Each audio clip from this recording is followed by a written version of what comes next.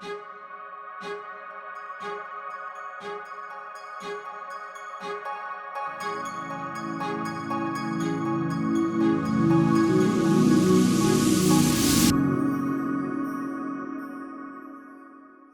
hello and welcome to the Dharma.life podcast. I'm your host, Aloise.life Middleton. And this week I have a lady who I first heard on Magenta Pixie's roundtable, and her wisdom, her knowledge, her energy, it was a no-brainer for me to invite her on the Dharma.life podcast. So Amenti the Awakener, welcome to the show. Hi, greetings to you and greetings to all of your viewers as well. Thank you. It's a pleasure to be here. And this woman has the most incredible bio. So I'm going to give you the highlights. I don't know quite how we're going to get through all of her. We just had a chat prior to her coming on. I was like, there's so much I want to talk about. But the highlights is she's very much a master teacher. And she is a 15-dimensional avatar soul, and she's going to explain to you what that means, because I know she's integrating that 15th dimension as we speak. She's a blue flame holder, a blue ray being. She's also ascended many times in previous lifetimes, and I know she's going to have so much wisdom that she can share with us today. So, Amenti, welcome to the podcast. Thank you. Can you kind of, I don't know quite how you're going to do this, but in a nutshell, kind of, can you give a synopsis of, who you are and obviously what you're doing on the planet currently? Brilliant. Okay, so I am Amenti the Awakener. I am a spiritual healer, a master teacher, a holistic health and wellness consultant, a starseed, and amongst other things, I'm also an author of book 12 Seeds to Awaken Your Spirit. And yeah, it can be quite difficult to condense the journey. But what I would say is I am a true spirit having a human experience. I was born awake. So my first experience or my first memories were of being in the womb. And I saw myself as light and as energy. And I saw these tall light beings. They were almost shining gold and rose gold light. That was the frequency that they were emanating. And I was told that they were preparing my mum's womb for my birth. And I later found out that was one of those beings was called Uriel, and that was one of my guides, Archangel Uriel, who's a seraphim. When I was born, I didn't enter into the body straight away, and I saw this spiritually. It was like I was watching from the moon. For me, the moon is like the TV screen that we're able to see what's going on the Earth planet. And when I came into my body, it was after my body had been born. Because they say the soul comes into the body for about 3 months, isn't it, after you're born? But yeah. It depends on the vibrational frequency of the soul. Okay. So they say the old souls come in at a later stage because before that, the body is not able to maintain the frequency of that soul. So for me, I needed to have passed through my mom's portal first before my soul actually integrated into my body. And so that was one of my first memories. And I did ask my mum, did I cry when I was first born? And she was like, no, there was a slight delay. So that helped me to confirm it. One of my first experiences I remember as a child was that I was always speaking to God. Like I knew God before I knew anybody else. God was like my imaginary friend, the narrator of my life, who explained everything to me. I didn't know God through religion. I knew the creator as my other half. That's all I knew. I knew that I came here to Earth to do a mission, which was to help humanity to ascend into their higher consciousness. And I didn't know what that meant at the time. To me, it just meant learning to teach them how to love. And my connection with the creator was so intense that every day I would spend my time on my bed, lying down, logging back into source, letting him know everything that I was feeling, everything that I was experiencing. I always had a natural gift of healing. So whenever I touch people, I can feel what's going on in their body. I get a download of what's going on for them. One of my gifts is being able to tap into people's souls as well. So when I meet someone, instantly I get their soul energy comes forth, not the image that they are. Also, I'm a channel as well. So I've always been able to channel guides, high ascended masters, and bring in information that I shouldn't really know. I was a child that loved to write, loved to draw. So I was getting a lot of information and symbol codes and key codes very early on in my life. Singing was one of my major gifts as well, because it helped me to activate and heal things that I was going through. And I don't necessarily mean singing in a commercial sense. I mean more toning and using tones and frequencies to heal my own body. So my first early experiences were just knowing that I had been sent here and that I was the other half of the creator. God showed me that I was his divine opposite. And like, if he was the light, I was the breath. If he was the word, I was the Holy Spirit. And so that's what I really understood. But I also understood from a very early age that people didn't interact with spirit in the way that I did. And that part of my journey was to help them to learn how to connect directly to the source, how to have that divine connection to the creator. I was very aware, very early on in my journey of a lot of the things that I would go through, which included sexual abuse, spiritual abuse, mental abuse. I was shown very early that my mother wasn't actually my mother and that I'd come here to mother her. I was shown a lot of the things that she went through, the sexual abuse, and I was also shown that I came to transform that energy. So as you can imagine, it was on one level quite burdensome, because it's like, okay, how do I do all of this? You knew your life path. You were shown your life path. Like, exactly. And it was only because I had that intrinsic connection with the creator that was all I knew was real. Everything else was the story that had been created. And I also saw that, and this is spiritually, I never meant in terms of like in a disrespectful way, but I could see the age of the souls of my parents. So I knew who they were in the story, right? Even my in-life memories, I've remembered being a Magdala priestess. I've remembered being in the Queen Courts of Queen Elizabeth. I've remembered being in Lemuria. I've remembered being in Atlantis. I remember it to the point where I write stories about it. When I was in school, they asked us to write about if there was life on other planets, you know, just as a exercise. And I came up with a 2 to 4 page essay on my life on Venus, right?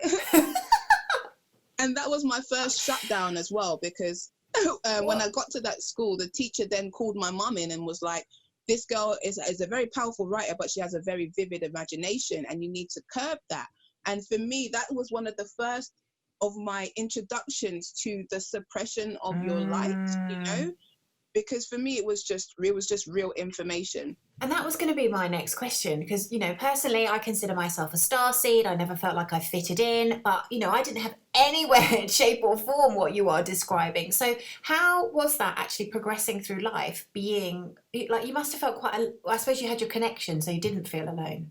I mean, I did feel alone. I felt alone in the earth realm. I felt, but and even when I used to bring that to the Most High and say, God, I feel alone, he'll say, well, if you break down the word alone, it means all one, meaning that you're always connected. Like there's no way that you could be separate. Every time you close your eyes, I'm here. So my faith and my strength came from the spiritual realm. It didn't come from here. Even when I looked to religion to see if I could find people that at least, you know, felt about God the same way that I did, I didn't feel God there, because there was an intermediary between the people and God, whereas my connection was just straightforward. I didn't have any intermediaries, you know, even guides. I didn't have guides when I was growing up. I would have like people that would help me with assignments. You know, Saint Germain came to me when I was 21, but I didn't know who he was. I just felt this energy and started working with it.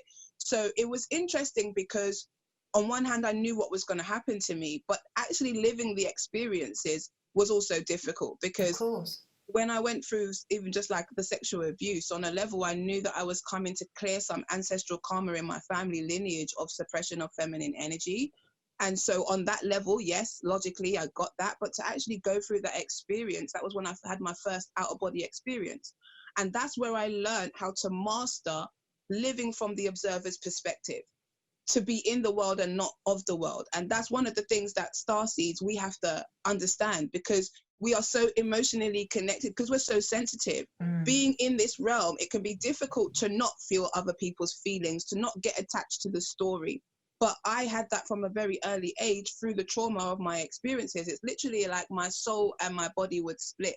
So I would see myself now seeing the scene rather than being in it. So I didn't necessarily have the emotional triggers until later on in life, because now I needed to process those. Right. So I needed to process that.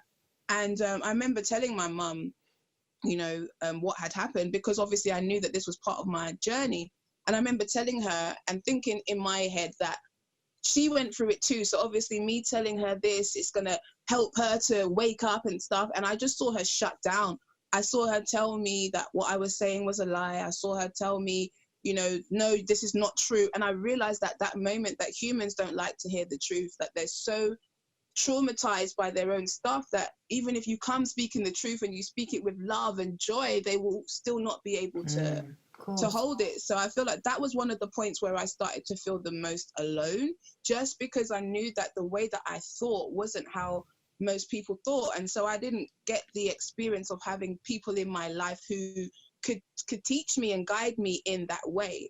And so I also knew that that meant that I was here to help other children and starseeds, because I was very much still tethered to the spiritual realm. So I realized that a lot of young people who go through certain things when they incarnate, the trauma that they experience can sometimes be so debilitating that their spirit becomes suppressed and they become disconnected from their higher self. So through the experiences that I went through, I realized that what I was doing was preparing myself to teach and empower others who had to go through the same thing. When we look at the blue rays are the activators. Christ was a blue ray being. He came in on that blue ray frequency, which represents the divine will of God, the ability to speak and activate and communicate the will of God. So I realized from a very early age that my words have had power. And I also realized that I was here to help others to understand the connection between them and the creator, and also to understand that they're not their story, that they're actually something greater than that. Yeah, and I was going to say for people listening, you know, how they can relate it to themselves. You know, our what we go through is often part of our path. You know, our mess is our message, and you know what you're describing there will be really relative for probably a lot of our listeners. You know, can you kind of talk on that for people listening? Because if they're relating to something you're saying that they've maybe gone through an experience, you know, how is that part of their path to move forward with?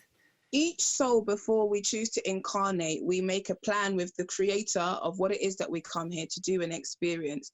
I want to let you know that each soul is perfect, whole, and complete. There is no judgment. There is no karma. Is just a lesson and an opportunity to learn new things. And all of our experiences, all the experiences of each soul that incarnates, the information goes back into the Akashic record so that another soul that comes in can utilize that information. So one thing we have to understand is that Earth is a school that in which the souls can grow, learn, and evolve, right? You are already perfect, whole, and complete. You are not sent here to be punished or to be any of those things, right? So you make your plan before you come here. You make a personal plan of what it is that you want to experience, to have an awareness of growth within your own soul's development, to understand what it means to be God, to be the creator, right? And so you also have a collective mission. So you agree to become part of a bigger agenda. So the bigger agenda that we've all agreed to come into right now is this ascension. And an ascension means moving from one level of frequency to another, one level of consciousness to another, one realm of experience to another. So when we choose the things that we're going through, even if we choose abuse and things like that, what we're doing is we're really ultimately learning about love through the lack of love, or through the illusion of not having love, right? Because in this realm, at its current state, it's been governed by duality. So it's a realm in which that we can explore opposites. But really, as we move into this next realm, we're moving into the realm of polarity, oneness. So understanding that there is good and bad, not good or bad. And all of those things help you on your experience. So we choose these things before we come here. And we choose the people to support us in learning those lessons. So let's say, for example, your lesson is to learn unconditional love. You may have chosen to grow up in a home where you're abandoned, where you are put into positions where you are neglected or things like that. Because what will happen through those experiences is you will learn the true power of love through the absence of love, through the illusion of the absence of love. And so when we go through traumatic experiences, what we're actually doing is we are learning through them. And as we learn through them and we clear through them and we ascend through them, we're ultimately erasing it from the collective conscious as an experience that we need to have. So as we're moving into this next stage of reality, which is 5D, 6D, 4D, 5D, and 6D, there's going to be no need for us to have certain experiences around sexual abuse and things like that. We've cleared it, and it's to do with the lower self. We are moving into the heart chakra. So in order to move into the heart chakra, we have to master the lower self. Why do we need to master the lower self? We come into this realm perfect, whole and complete, but we go through a process of amnesia that allows us to basically live out the lessons or live out the story that we'd already predestined before we come here. Now, our innocence is what we're born into. So we have that divine knowing, that divine childlike innocence. We are a child of the Creator. But whilst we are here, we go through these lessons in our life, these traumatic experiences, especially in childhood. And what happens is our innocence becomes our lower self. Okay? So the ego now starts to develop. Where you had this pure joy and this effervescent nature for life, now you've got rules and restrictions, and you're having to now basically learn or create the experiences that are going to give you the teachings in your later levels of life. So this is why it's important to understand the stages that we go through, because we have to return to innocence. We have to master the lower self. When you look at the lower three chakras, the root, the sacral, and the solar plexus, they all connect to the attributes of the lower self, our survival instincts, our creativity, and our power. The 3D world is always testing us on survival, creativity, and power. So is that why, obviously, at the moment, obviously, all of our shadow is coming up, and exactly, because we've got to integrate it so we can move up to the next level, essentially. Exactly. The last three chakras, the lower three chakras represent, in our reality, dimensions 1, 2, and 3. So we've been living in a reality or a harmonic universe which has been based on those 3 dimensions. We're moving now up into another triad, which is 4, 5, and 6. Now, 4th dimension is the astral realm. It's our thoughts, our emotions, right? So I want to just stick a pin there. So the first 3, 1, 2, 3, are based on our lower 3 chakras. So the lower 3 chakras are called our personal chakras, and the heart chakra is like the gateway into what's called the transpersonal chakras. So that's your heart, your throat, and your third eye, which are all about projecting energy outwards. These are our higher levels of interacting. So the point is that right now we're having to master the lower self. We're having to take our inner child and put her through the processor so that she can detach from all of the emotional connections to the stories, learn the lessons. Those lessons go into the Akashic records, and we as a collective bridge into the heart. Now, right, but the thing is, with the 4th dimension, it has, just like the heart has 4 different ventricles, or it has a lower part and a higher part, the transitionary period also has the same thing. In order to get into your heart, you have to clear your shadows. You have to clear fear, anger. You have to clear anxiety, all of these things, and transform them into the vibration of love. Now, in order to do that, you need the tonics of the heart, I call them, which are things such as compassion, understanding, forgiveness, because ultimately everything that you have been through, you have chosen it on a soul level so that you can learn the lessons that you need to learn, and also so that you can help to shift that out of our collective consciousness as an experience that we need to have. So right now we are in what's called the bridge zone. We are moving from one harmonic universe to another, one level of consciousness to another. So in that, we are also shifting from the I, the personal, the me, my pain, my journey, my story, into the we. But that's only going to happen when we clear the heart, because when we clear the lower self and move into the heart, because then we'll start to understand oneness. When we're still in our lower self, it's all about separation. It's you did this to me, or it's black or white, or all of these things. But and that's important, because a lot of people are seeing that we're being triggered, that we're seeing things in our global arena, which are, kind of bringing up the shadow of how we've been living as humanity. But we have to look at ourselves and look at where those shadows lie within ourselves and transform that energy so that we can now live from the heart.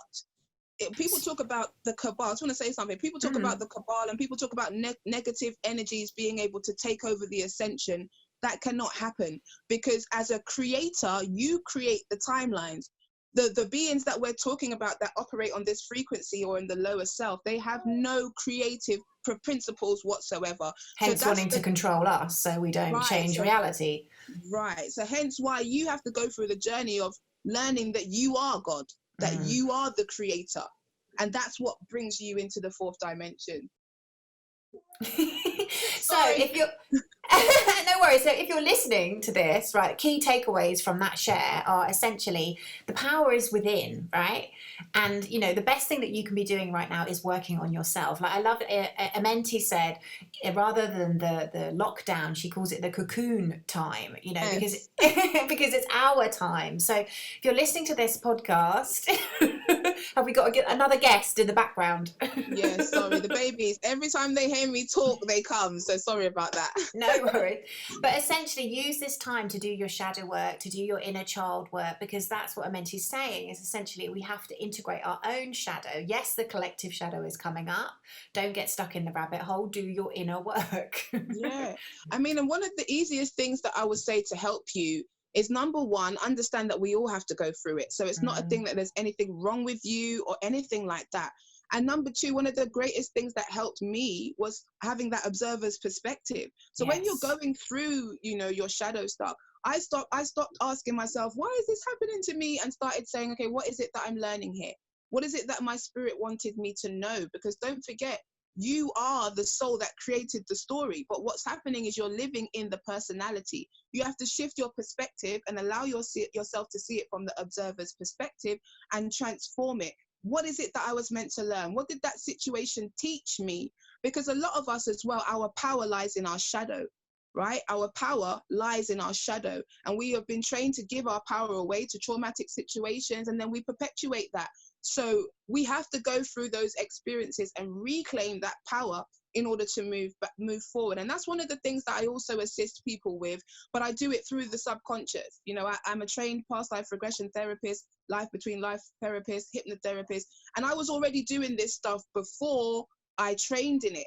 I help people to go into their subconscious, into their Akashic records, see the experience, feel what they're meant to feel, but learn it from their higher self and alchemize it quickly, because you can do that now. We are at that stage where enough of the work has been done by those who have been doing it that the veil has been lifted. So in a way, it's making it easier for those who are now waking up to do the shadow work. Just remember that you are not the story, and ask your higher self, which is the part of you that is God, the part of you that is always trying to communicate with you. Ask your higher self to show you in each situation, what is it that I needed to learn there?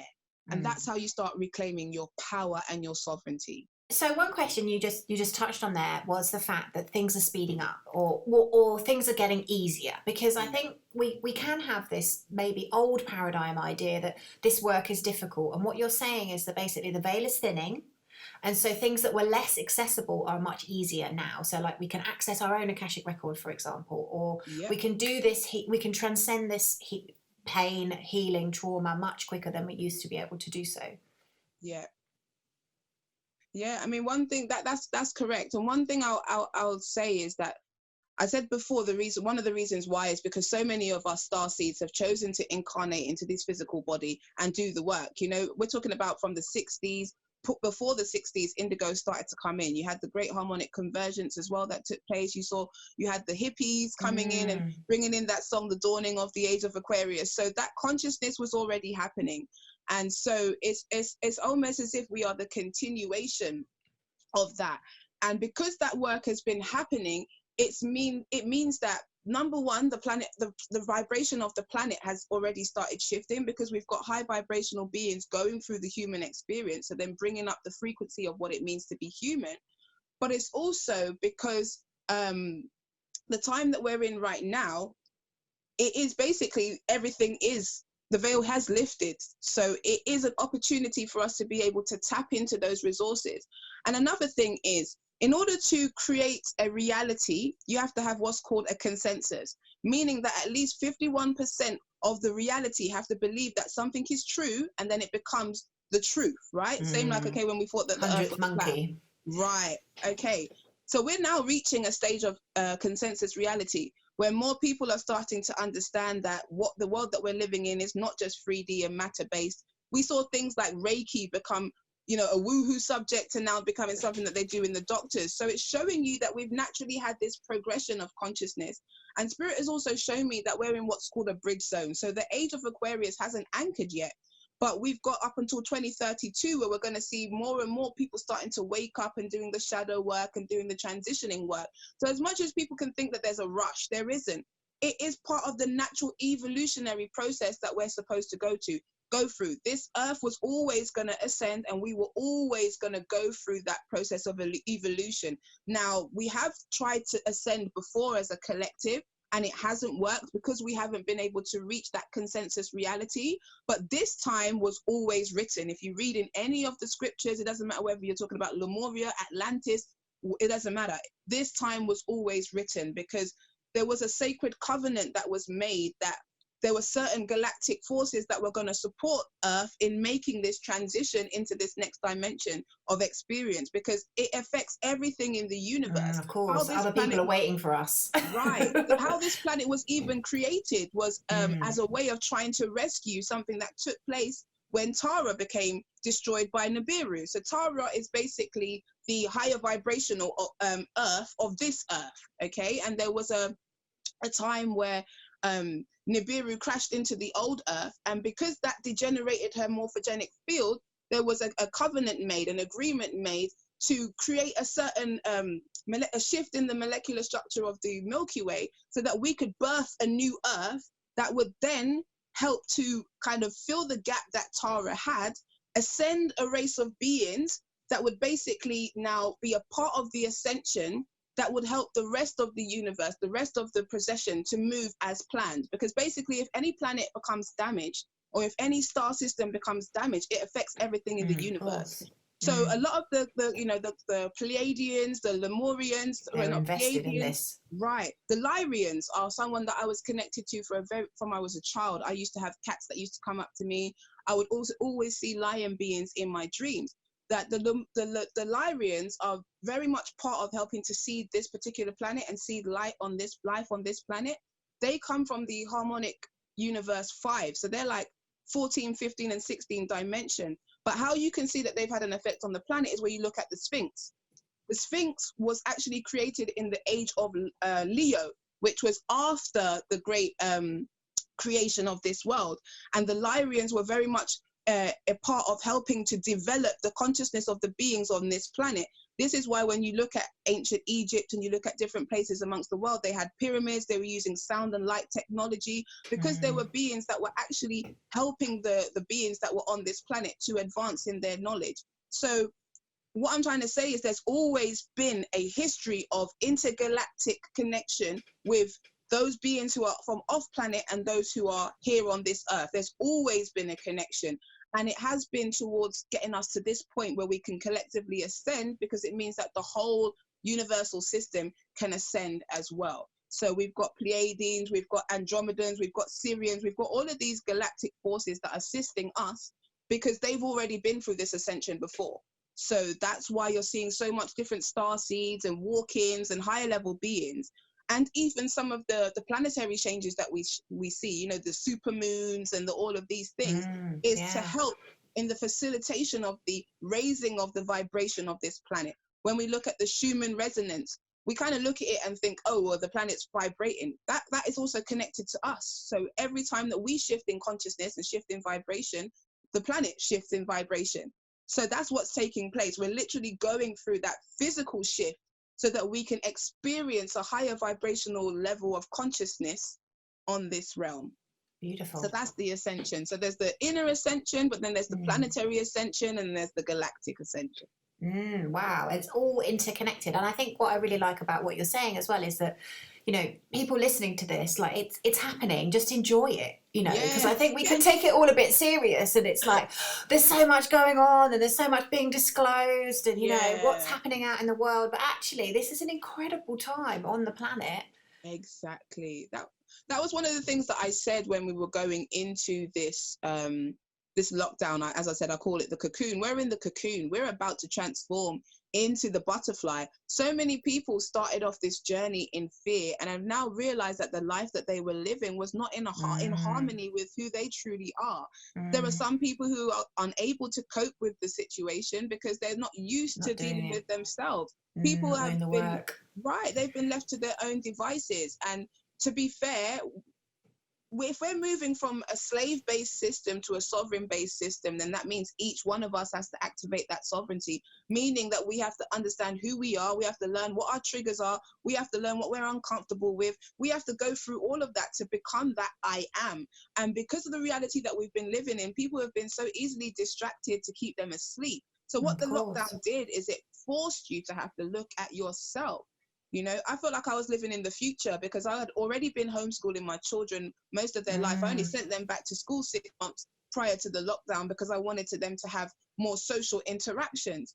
Also, as I said in the video, my ex-husband had gone through having TB. So our family had already gone through the masks and all these things.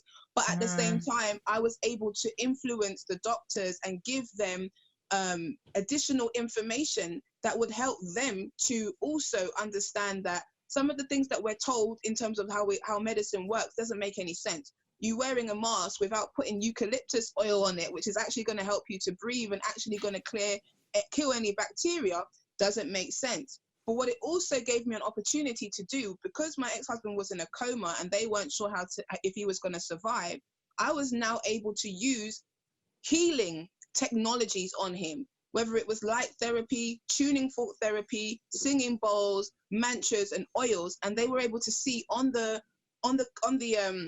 monitoring equipment how it was affecting his body. So why I'm bringing that up is that we're moving into a new way of understanding medicine, understanding health. Even when we look at things like the 5G, it's really just there to help you to start understanding that you are more than physical matter, and you now have to start taking responsibility for protecting your energy field.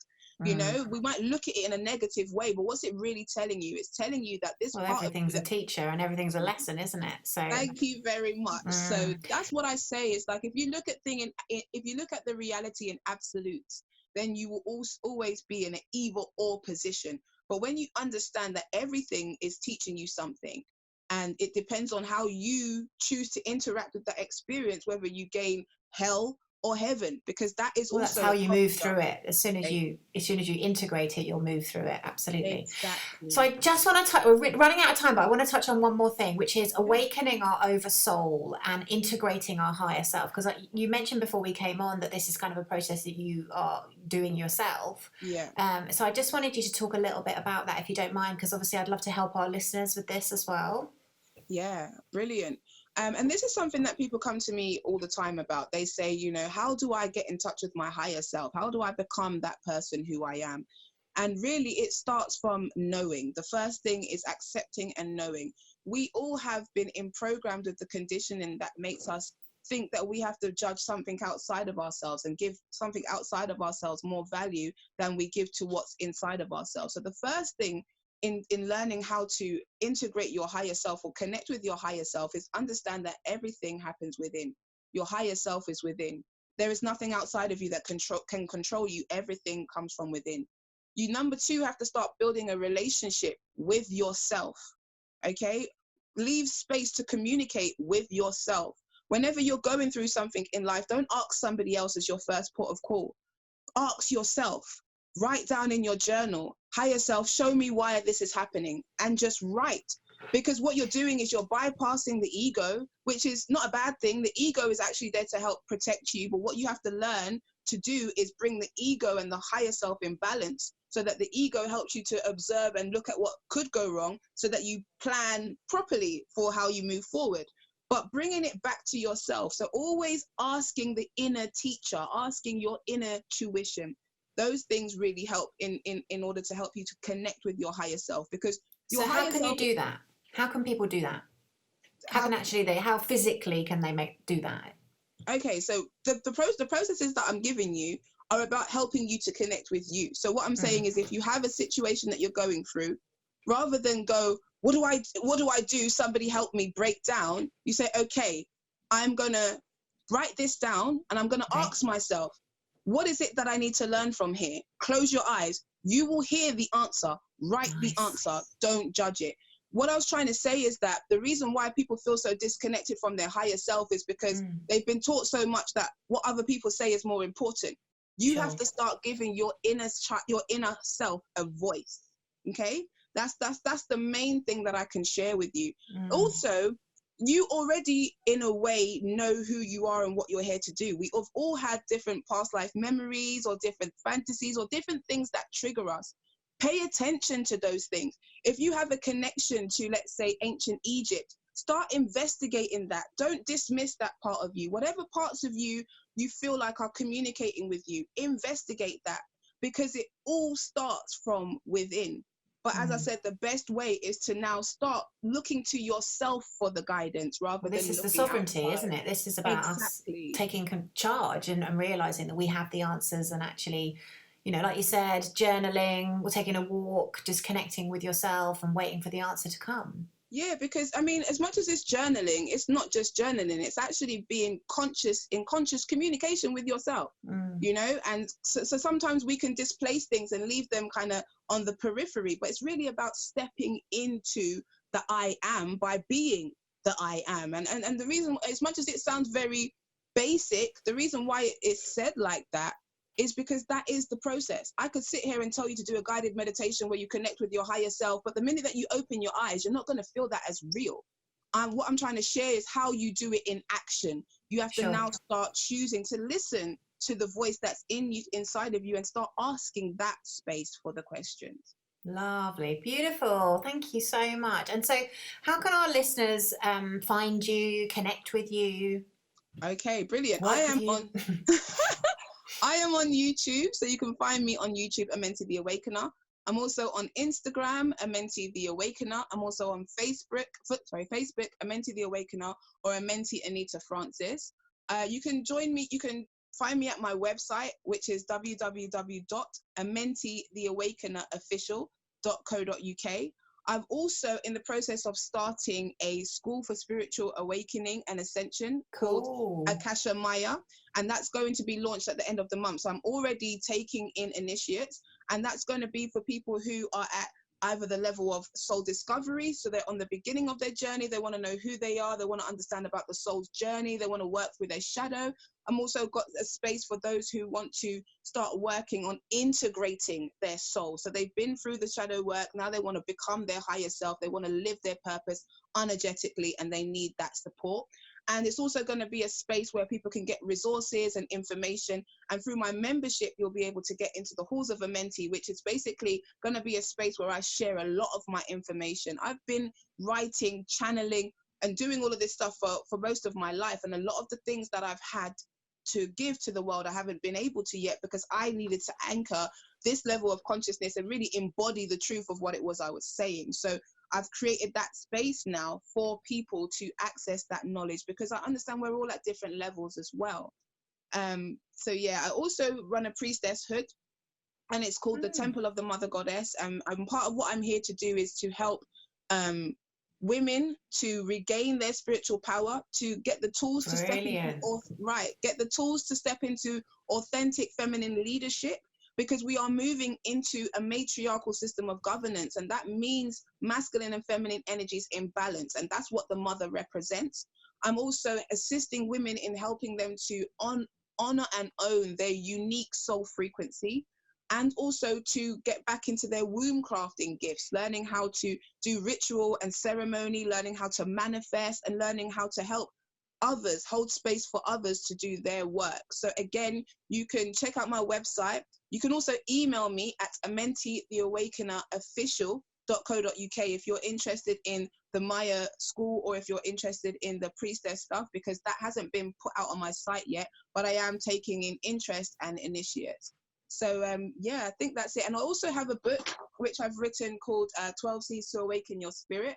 I was told by Spirit that I needed to write a book that was going to basically guide people along their journey as I had been guided by Spirit. And I needed to write this before I was 33, and I got the memo the month before my birthday. So you channeled it then pretty quickly. I mean, the first part of it is that there's like 32 alchemical poems in there, and the reason why I call them alchemical is because when you read it, it takes you on a journey and it triggers things in you. Nice. And that was when I first started working with Tahuti, who did a lot of my initiations into the higher academies of learning. And so I share those poems, but also it's a workbook. So it goes through the different seeds, on the understanding that you are a star seed, a star that has come and been planted on the earth, and through the elements of fire, earth, air, water, and spirit, you're nurtured into becoming that star, being that star seed. So shadow work, it talks about, it's got meditations in there, it's got affirmations, everything. Amazing. Right. Amazing. This woman is like a fountain of knowledge and wisdom. But thank you so much. It's such a pleasure. And like, we're down the road from each other. So like, you're London, I'm Chichester, but it's lovely to talk to another Brit. So, but thank you so much for coming on the podcast. It's been such a pleasure to talk to you. Thank you, and I'm sure we'll connect again. And thank you so much to all of your listeners and your viewers, and for you as well. I look forward to connecting with you again. Thank you, sis. And we will see you next week with another incredible guest. Thank you so much for listening to the Dharma Life podcast. I do hope you enjoyed this episode. Please come over and say hello on my Instagram, our Facebook group, and also please let me know what you thought. So if you are listening, please take a screenshot of the podcast that you are listening to. Tag me on Instagram and I will reshare your post, and please let me know what it is that you got out of today's episode. Remember, when we do our Dharma, we are happier, healthier, we live longer, and we have a deep sense of unshakable inner peace.